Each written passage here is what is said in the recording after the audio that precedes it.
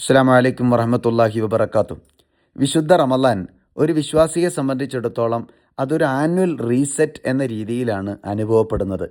കഴിഞ്ഞ 11 മാസക്കാലത്തെ രീതികളും ശീലങ്ങളുമൊക്കെ മാറ്റി പുതിയൊരു ജീവിതക്രമത്തെ ആത്മീയ ഉൾവെളിച്ചത്തോടെ ചിട്ടപ്പെടുത്തി ഒരു പുതിയ മനുഷ്യനാകാൻ കൊതിക്കുന്ന ആവേശകരമായ ഒരു നവീകരണ ഘട്ടം. ഈ റമളാനിൽ ഇത്രമേൽ താല്പര്യത്തോടെ ഒരു മനുഷ്യനെ മാറാൻ കഴിയും എന്ന് ബോധ്യപ്പെടുത്തുന്ന വചനങ്ങളിലൊന്നാണ് അള്ളാഹുവിൻ്റെ പ്രവാചകർ സല്ലല്ലാഹു അലൈഹി വസല്ലമ തങ്ങൾ പറയുന്നത്, നിങ്ങൾ മല്ലം യദ ഖൗല സൂരി വൽ അമല ബിഹി, മോശപ്പെട്ട വാക്കുകളും പ്രവർത്തികളും പൊയ് വർത്തമാനങ്ങളും അതുവഴിയുള്ള ചീത്തയായ പ്രവർത്തനങ്ങളും ഇതൊന്നും ഒരു മനുഷ്യൻ ഒഴിവാക്കുന്നില്ലെങ്കിൽ പിന്നെ അവൻ രാവിലെ മുതൽ വൈകുന്നേരം വരെ പട്ടിണി കിടക്കുന്നത് കൊണ്ട് എന്ത് പ്രയോജനമാണ് ഉള്ളത്?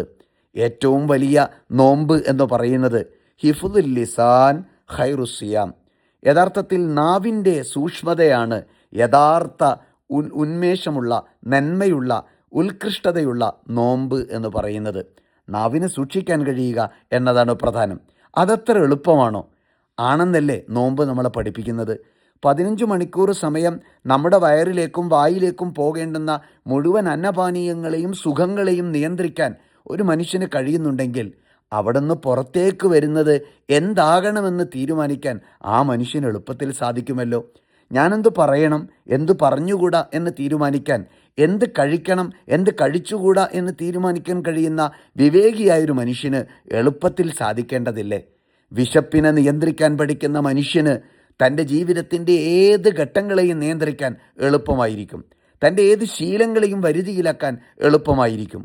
അതുകൊണ്ടാണ് അന്നപാനീയങ്ങളെ നിയന്ത്രിച്ചു പഠിച്ച ഒരുത്തൻ, ജീവിതത്തിൻ്റെ ഏറ്റവും പ്രയാസകരമായ വിശപ്പിനെ മാനേജ് ചെയ്യാൻ പഠിച്ച ഒരാൾ, തൻ്റെ ജീവിതത്തിൻ്റെ ഏത് സുഖങ്ങളിലും ദുഃഖങ്ങളിലും ഏത് പ്രയാസങ്ങളിലും പ്രതിസന്ധികളിലും തൻ്റെ ജീവിതത്തെ അള്ളാഹുവിന് പൊരുത്തമുള്ള രീതിയിലേക്ക് മാറ്റാൻ അവന് കഴിയുക തന്നെ ചെയ്യും. നിന്നോട് ആരെങ്കിലുമൊക്കെ മോശം പറഞ്ഞാൽ, അരുതാത്തത് സംസാരിച്ചാൽ പറയണേ നിങ്ങൾ അവരോട്, ഇന്നി അനസ്വായിം, ഞാനൊരു നോമ്പുകാരനാണ്, അതുകൊണ്ട് എനിക്കങ്ങനെ പറയാൻ പറ്റില്ല, അങ്ങനെ ചെയ്യാൻ കഴിയില്ല, അങ്ങനെ പ്രതികരിക്കാൻ സാധിക്കില്ല. അത് പറഞ്ഞ് നിങ്ങൾ മാറി നിൽക്കണേ എന്ന് പഠിപ്പിച്ച പ്രവാചകൻ ഓർമ്മപ്പെടുത്തുന്നത് വാക്കുകൊണ്ടും പ്രവൃത്തി കൊണ്ടും മെച്ചപ്പെട്ടൊരു മനുഷ്യനാകാനുള്ള നന്മയുടെ ശീലത്തെക്കുറിച്ചുള്ള ഒരു വലിയ ഓർമ്മപ്പെടുത്തലാണ്. അള്ളാഹു സ്വീകരിക്കുമാറാവട്ടെ. അസ്സലാമു അലൈക്കും.